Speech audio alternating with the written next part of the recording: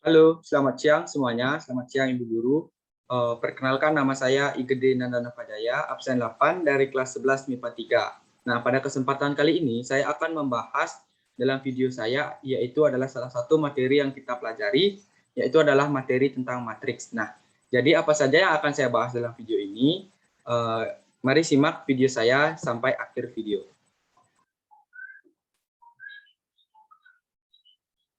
Nah, sebelum kita menyimak apa saja sih yang akan kita pelajari dalam video ini, saya ingin mengajak penonton sekalian untuk mengenali apa saja yang akan kita bahas pada video ini. Yang pertama itu adalah konsep dasar dari matriks itu sendiri. Yang kedua, adanya penjumlahan matriks yang besertakan langsung dengan contoh soalnya yang akan kita bahas, serta perkalian matriks dengan langsung juga contoh soalnya yang akan kita bahas. Baik, kita akan beranjak ke slide selanjutnya.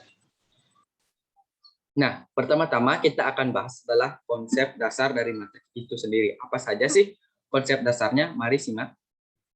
Nah, dari konsep dasar tersebut terdapat pengertian matriks. Pengertian matriks ya, bisa penonton lihat di sini, yaitu adalah susunan bilangan-bilangan dalam bentuk persegi panjang yang disusun berdasarkan baris dan kolom. Sekali lagi, matriks adalah susunan bilangan-bilangan dalam bentuk persegi panjang yang disusun berdasarkan baris dan kolom. Nah, setelah mengetahui pengertian dari matriks itu sendiri, mari kita simak unsur-unsur dari matriks. Matriks memiliki dua unsur secara garis besar. Yang pertama adalah ordo, yang kedua adalah elemen. Ordo adalah ukuran matriks yang terdiri dari baris dan kolom. Nah, di sini kalian bisa lihat dalam video, di sini sudah saya terangkan di sini yang ini komponen ini disebut dengan baris yang horizontal atau yang mendatar. Itu disebut dengan baris. Sedangkan yang menjulang atau naik atau vertikal itu disebut dengan kolom. Jadi teman-teman juga sudah bisa memahami di sini. Saya sudah memberikan gambaran cukup jelas. Jadi pada matriks A ini terdapat 3 baris. Satu. Ini terdiri dari 1 baris, 2, dan 3. Terdapat 3 baris serta terdapat 3 kolom. Yaitu ini kolom pertama, kolom kedua, dan kolom ketiga. Nah, selanjutnya selain ordo itu ada yang namanya elemen. Apa itu elemen? Elemen adalah angka-angka atau entry dari sebuah matriks. Elemen biasanya disimbolkan seperti A, I, J. Elemen pada matriks A ini bisa kalian lihat, atau pada contoh matriks ini bisa kalian lihat yang mana termasuk elemen adalah yang ini. A11. Nah, berarti A ini merupakan matriks yang berada di baris pertama dan kolom pertama. Jadi I ini adalah baris dan J ini adalah kolom. Nah, seperti teman-teman yang bisa lihat di sini, misalnya saya kasih contoh A33. A33 ini berarti A ini berada pada baris ketiga serta berada di kolom ketiga. Jadi inilah yang disebut dengan elemen dari matriks itu sendiri. Baik, demikian unsur-unsur.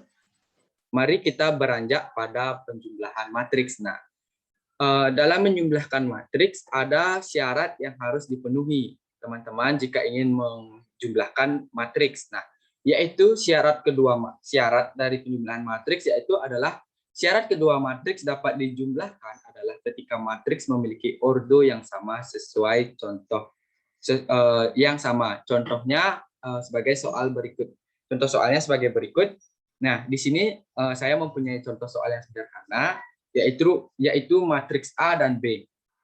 Teman-teman bisa lihat, seperti yang sudah kita bahas tadi, ordo itu terdiri dari kolom dan baris. Jadi di sini harus memiliki ordo yang sama. Contoh, matriks A memiliki 2 baris. 2 baris yaitu 7 dan 1, 4 dan 8, dan 2 kolom yaitu 7 dan 4 dan 1 dan 8. Nah, yang matriks B untuk memenuhi syarat penjumlahan harus menyesuaikan dengan matriks A, yaitu memiliki 2 baris juga yaitu 5 dan 2, serta 8 dan 3, dan 2 kolom juga, yaitu 5 dan 8, serta 2 dan 3. Nah, di sini teman-teman bisa melihat bagaimana sih cara menjumlahkannya. Cara menjumlahkan matriks sangatlah sederhana. Di sini saya memberikan contoh soal yang sederhana agar teman-teman mudah mengerti. Nah, mari kita jumlahkan. Nah, kita lihat di sini.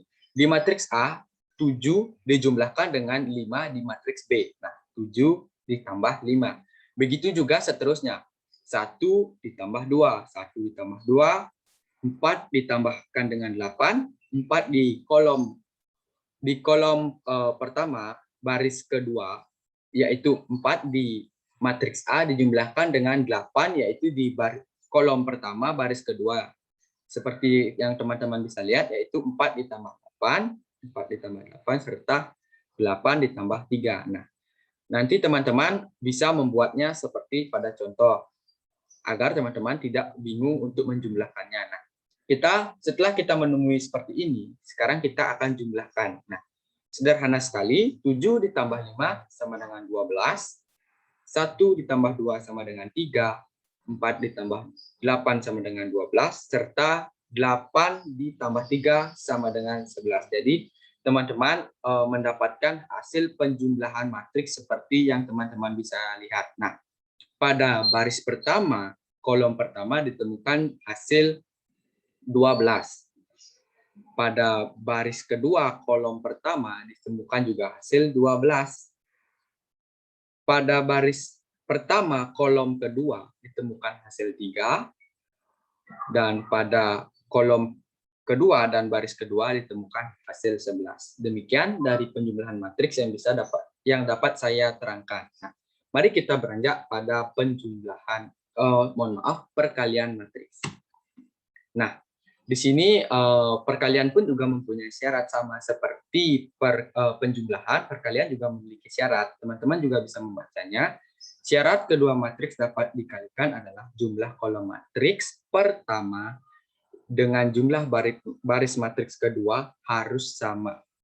Sekali lagi, syarat kedua matriks dapat dikalikan adalah jumlah kolom matriks pertama dengan jumlah baris matriks kedua harus sama. Nah, di sini seperti yang teman-teman pahami, bagaimana perkalian itu jumlah kolom pada matriks pertama.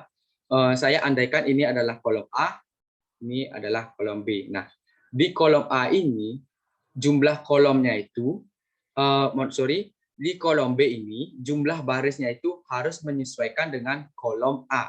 Nah, seperti yang bisa kita lihat di sini.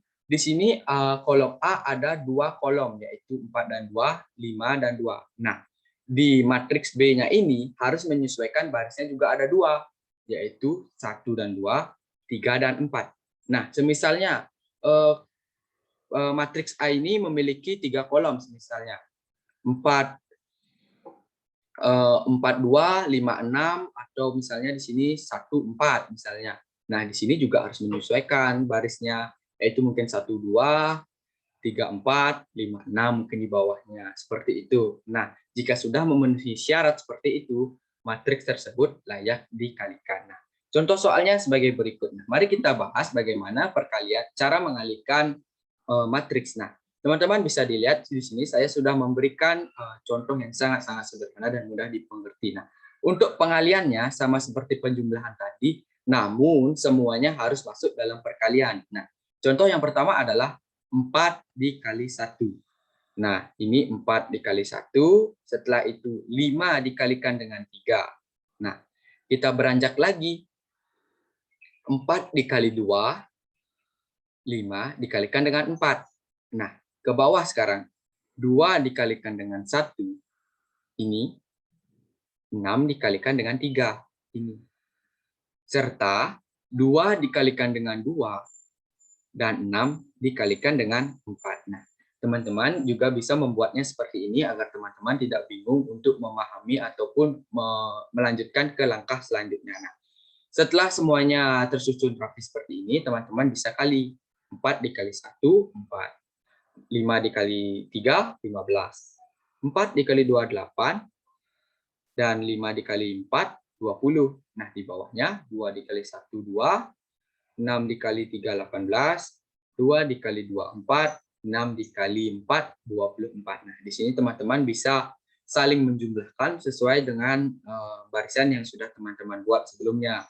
Nah, untuk mencari hasilnya, teman-teman harus menjumlahkan semuanya, yaitu 4 ditambah 5 mendapatkan hasil 19, 8 ditambah 20 mendapatkan hasil 28, 2 ditambah 8 mendapatkan hasil 20, 4 ditambah 24 mendapatkan hasil 28. Nah, jadi di sini hasil dari penjumlah perkalian matriks, anggap saja ini matriks A dan B, adalah pada baris pertama kolom pertama mendapatkan hasil 19, pada baris kedua kolom pertama mendapatkan hasil 20, pada baris pertama kolom kedua mendapatkan hasil 28, dan pada baris kedua kolom kedua mendapatkan hasil 28 juga. Nah, jadi demikian yang dapat saya sampaikan mengenai materi matriks kita pada kali ini. Mudah-mudahan teman-teman dan ibu guru juga bisa memahami